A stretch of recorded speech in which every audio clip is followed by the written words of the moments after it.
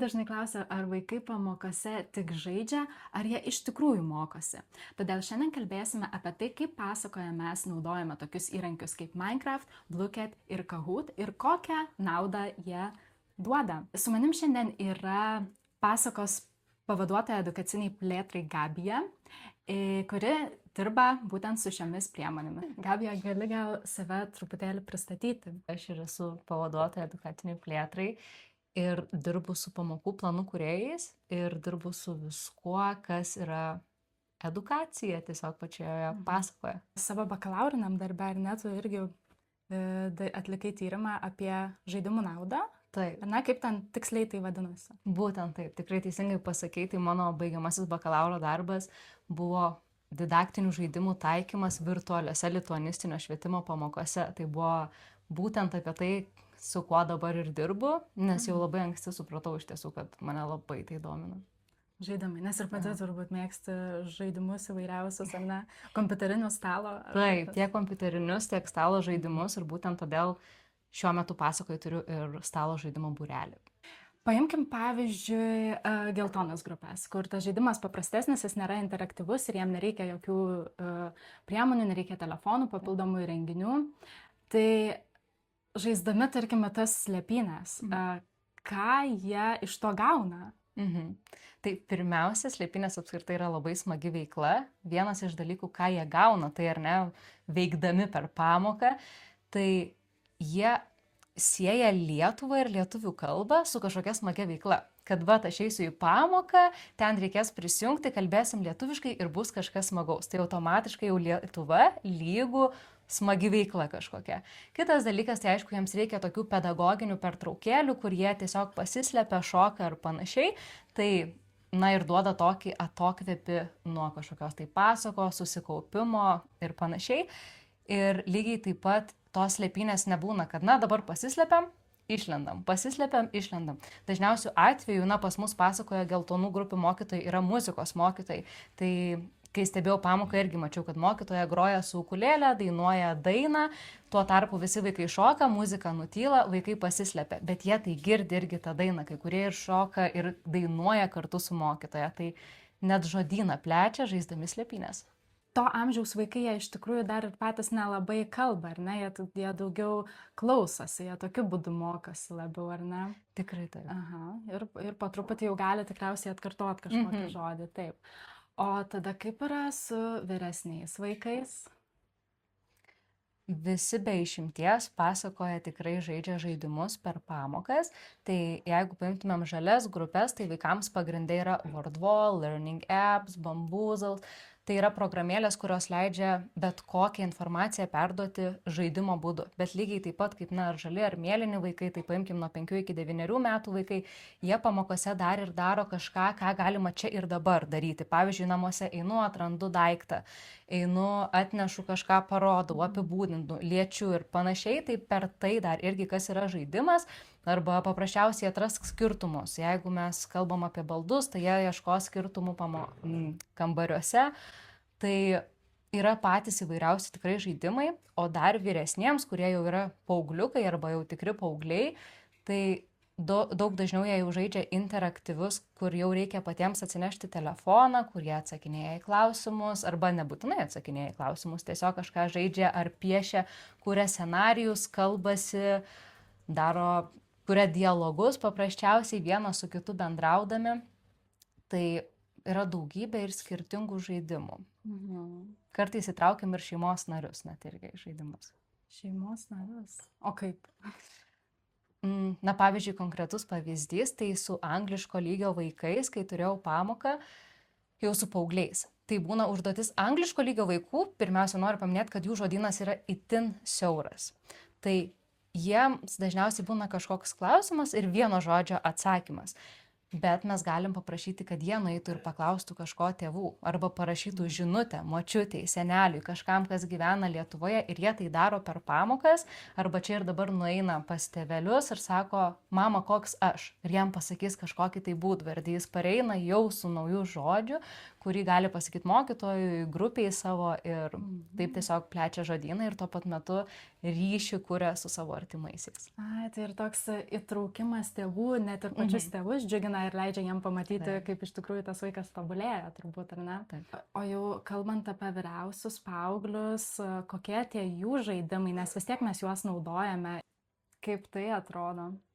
Taip, tai paauglių žaidimai, vėlgi, nors jie jau yra paaugliai ir galėtų ar ne skaityti kažkokį paprasčiausią tekstą ir jį nagrinėti, tai net tekstas būna, na, pavyzdžiui, pamokų planų kūrėja Edita labai dažnai tekstą įdeda į Padlet, kas jau yra kažkokia tai platforma, ar ne tik, kad skaidrėse kažkoks tekstukas ir viskas. Tai mes jau junginėjom ar ne kažkas interaktyviai gaunasi pamažu, kartais skaitimas būna ir pačiam Kahoot'e. Lygiai taip pat namų darbams dažnu atveju jie turi perskaityti knygą ar knygos ištrauką mokytojo siūstą. Tai net tas aptarimas nevyksta, kad mokytoja prisijungia ar perskaitėt knygą ir užduoda klausimus. Dažniausiai tai būna bent jau Wordwall viktorina padaryta. Tai jie įvairiausius žaidimus irgi žaidžia. Tarp jų dar sakyčiau, kad su paaugliais yra smagu labai, kad jie gali sukurti kažkokį tai dialogą, sukurti pasakojimą, kartais gali kartu, arba pamenu pati iš savo pamokų, kad vaikams reikėjo vienas kitą įdarbinti, pavyzdžiui. Tai vienas darbdavys ar ne, o kitas ateina ir prašosi darbo.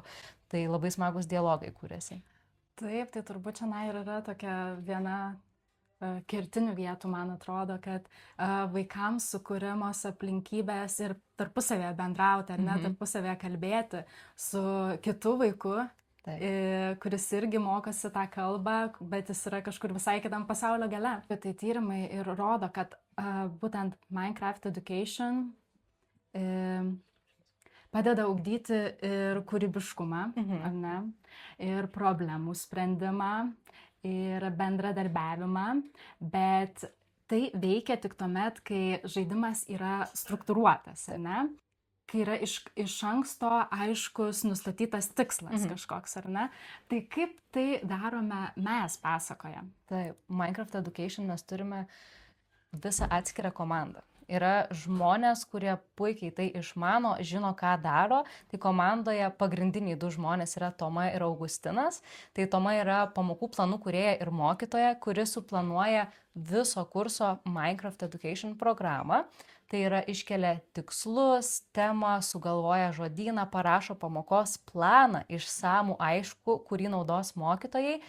Ir tada Augustinas, panaudojęs pamokos planą, jau sukuria Minecraft serverį, kaip mes vadinam pasaulį, kuris jau yra pilnai pritaikytas pagal tą planą ir iškeltą tikslą. Tai nors atrodo, kad vaikai tiesiog kažką stato, paprasčiausiai kalbasi ar kažkur skraido, tikrai taip nėra. Jeigu mes mokomės žemynų, tai jie tikrai ir keliaus per įvairiausius žemynus, susipažins su skirtingais gyvūnais, oro sąlygomis ir panašiai. Tai viskas tikrai yra suplanuota. Supratau, ir tai irgi turbūt labai svarbus momentas, ką ir paminėjai, kad planą kuria pati mokytoja, kuri išbando jį praktiškai, patikrina su vaikais ir gali ir pakoreguoti, ar ne. Kaip mes užtikrinam, kad tai yra būtent ne tik žaidimas, kad žaidžiam, o kad ir mokymasis. Vis tiek kiekviena pamoka turi ir ne pamokos tikslą ir kad mūsų mokytojas net turi lentelę. Ir viso kurso eigoje kiekvieno vaiko atskirai pažanga žymisi pagal tuos tikslus iškeltus. Nes mes pasakoje, mes neturime pažymių sistemos. Pas mus ir namų darbai nėra privalomi, ir mes tų vaikų nevertiname, kaip ir pažymiais nevertiname. Bet kaip mokytoja gali įvertinti tą pažangą, kaip jinai mato, dėl to, kad galiausiai mes atgalinį ryšį turime pateikti tėvams ir pateikėme, ar ne? Tai kaip yra tai įvertinama? Kiekviena pamoka turi savo atskirą tikslą, kuris būna jau iškeltas prieš kursui prasidedant. Tai pamokų planų kūrėjos ar ne specialistės, mokytojos, kurios jau ilgą laiką dirba pasakoje, tai jos iškelia pamokų tikslus pagal pamokos tikslą ir būna statomi, kuriamas visas pamokos planas ir tie visi žaidimai kuriami pagal tai. Ir mokytojas kurso pradžioje gauna lentelę su visais 12 tikslų, jeigu kurse yra 12 pamokų, ir po kiekvienos pamokos pasižymi, kaip tam vaikui sekėsi, kiek sekėsi jam įgyvendinti tą tikslą, jį pasiekti. Ir nors mūsų pamokos visos yra tokios žaidybinės, iš tiesų jau skaičiau, kad naujausi tyrimai rašo, jog didaktiniai žaidimai ne tik yra vien apie vaikus, bet ir yra labai gera vieta mokytojams įvertinti vaikus, nes kol vaikai žaidžia, mokytojas mato, aha, kiek jis suprato, kiek jis įsitraukė, kiek jis pasakė, tai net žaidimo metu mokytojai irgi mato, vaiko pažangą. O tada dabar gal galim pakalbėti apie kažkokį konkretų pavyzdį, gal net konkrečią veiklą, kaip galime pastebėti, kad tas vaikas tikrai patobulėjo ir koks tas tikslas turi būti pasiektas. Tai pavyzdžiui, koks tiesiog pavyzdį, kokį galėtum pateikti. Angliško arba pirmo lygio vaikams įprastai tikslai būna išmokti ir jie būna labai labai konkretus. Išmokti ir ką mes išmoksim ar ne per šią pamoką. Tai pavyzdžiui, išmokti 5 baldų pavadinimus, 5 vaisius ar daržovės. Mes neišsikeliam kažkokio nerealaus arba neapibrėžto tikslo, kad išmokti vaisių pavadinimų. Tai kiek? Ar mes apie bele kokius vaisius kalbėsim? Tikrai, kad ne. Atrenkam pagal žodžių aiškumą, pagal tai, kiek jie artimi anglų kalbai ar kitai kalbai ir panašiai. Tai būna labai konkretus, kaip sakau, pavyzdžiui, išmokti 5 baldus. Vyresniems vaikams dažniausiai tikslas jau būna aukštesnis ar ne kažkoks, šiek tiek sudėtingesnis ir išmokti žodyno, bet dažniausiai, jau atsiranda ir gramatikos, su kuria jie susipažįsta, bet lygiai taip pat kartais būna pamokoje mes kalbam apie Lietuvos kokius nors senovės žaislus ar ne. Tai tada irgi nėra, kad mes labai labai plačiai apie tai kalbamės ir mes matom, ar vaikai apskritai įsisavino, ar suprato, ar gebėjo tą temą diskutuoti ir panašiai ir matom, ar jie išmoko ar ne. Tai ar tos pamokos yra tik tai žodyno mokymasis? Tikrai, kad ne. Pas mus yra tokia labai aiški struktūra, kad viena pamoka yra žodynas, antra gramatika su tuo pačiu žodynu, nenutolstam niekada labai toli, trečia pamoka jau kalbėjimo pamoka, kai mes naudojam išmoktą gramatiką ir žodyną, ir ketvirtoji pamoka tai būna kūrybinė pamoka, kuri lyg apjungia visas tas 4 pamokas ir turim galutinį rezultatą, kur jau geriausiai matom, kaip vaikui sekėsi apskritai visas šitas skyrius. Tai gal dar galim truputėlį irgi pakalbėti plačiau su pavyzdžiais apie tą 4 pamoką, nes jinai yra kūrybinė, kaip tu sakei, tai gali būti irgi žaidimas, ar ne? Tikrai, taip, dažniausiu atveju tai ir būna žaidimas. Kūrybinės pamokos tai yra labai platu, tai nebūtinai turi būti dailės pamoka, kad mes darom darbelį. Tikrai tai būna, kad imamės ar ne ir piešiamės 4 metų laikus ir panašiai, bet pavyzdžiui, praėjusiu kursą žalių grupių 2 lygio vaikai kūrė spektaklį per pamoką. Arba būna vyresnieji vaikai kūrė kažkokius tai, net kartais namuose sukūrė pristatymą kaip namų darbą ir atėję jau papasakoja apie savo mokyklą, apie savo draugą ar panašiai. Arba būna, kad skelbimą kūrė jau pamokos metu, nes mes tikrai naudojame įvairiausias priemonės, dažnai įtraukiam ir vaikus. Į tai vaikai online prisijungia tiesiog ir gali sukurti. Tai tos kūrybinės pamokos būna pačios įvairiausios. O tuos žaidimus, ar gali jie paskui žaisti už pamokos ribų šeimoje su tėvais, ar juos gali panaudoti dar kartą ir mokytis? Taip, kaip kokie žaidimai. Kai kurie tai tikrai turi prieigą labai plačią ir kuo mes tai galim, tuo pasidalinam ir tai turi tokią išliekamąją vertę, ar ne, nes mes, jeigu pamokoje žaidėme kažkokį wordwall žaidimą, tai visada jo nuorodą pasidalinam ir su tėvais. Jie gali naudoti kada tik nori ar ne, kiek tik nori. Ir yra tokių, aišku, platformų, kurios neleidžia dalintis. Pavyzdžiui, Kahoot ne visada yra galimybė tiesiog pačiam po to žaisti, ar ne, pamokoje labiau naudojama, bet tikrai, kuo tik galim, visada pasidalinam. O šiaip apskritai, kaip tie vaikai jaučiasi žaisdami žaidimus, dėl to, kad vis tiek žaidimas yra dažnai apie laimėjimą, ar ne? Tai kaip mūsų mokytojas su tuo susidoroja, nes gali ir nuliūdinti vaiką, ar ne? Ar mes stengiamės kažkokį pozityviai pateikti tą žaidimą? Būna labai įvairiai. Dažniausiu atveju mūsų žaidimai nebūtinai turi laimėtoją arba pralaimėtoją. Iš tiesų, bet jeigu taip yra, na paimkim pavyzdį visiems puikiai žinoma Kahoot, ar ne, tai tikrai po to matom visą podiumą, kas pirmoje vietoje, kas paskutinėje vietoje. Mokytojas įsivertina savo vaikus. Pirmą kartą, aišku, pabandysim, visada yra pokalbis su vaikais apie tai, kad tai nėra apie laimėjimą ar ne, mes kažkokių ir žinių įgausim, visiems čia yra smagu. Bet jeigu mokytojas mato, kad yra grupėje vaikų, kuriems labai sunku susitaikyti su pralaimėjimu, tai tada būna keli sprendimo būdai. Mokytoja net nerodo, kas laimėjo, ta prasme nėra paskelbta, visi pasiplojam, visiems buvo smagu, visi pažaidėm super. Arba antras variantas yra, kad vaikai vadinasi ne savo vardais. Ir tada nėra aišku, kas šitas laimėtojas, kas pralaimėtojas. Gali mokytoja žinoti, gali vaikai parašyti privačiai mokytojai, aš pasivadinu taip ar panašiai, tai tikrai taip. Jeigu yra problemų, mokytojas individualizuoja savo grupėje visada žaidimus. Taip. Bet dažniausiai vaikai visai pozityviai žiūri tuos žaidimus, jie stengiasi, jie pasimoko kartais net iš anksto, man atrodo, tie, kurie labai nori laimėti. Taip. Ir ne visi žaidimai yra apie laimėjimą.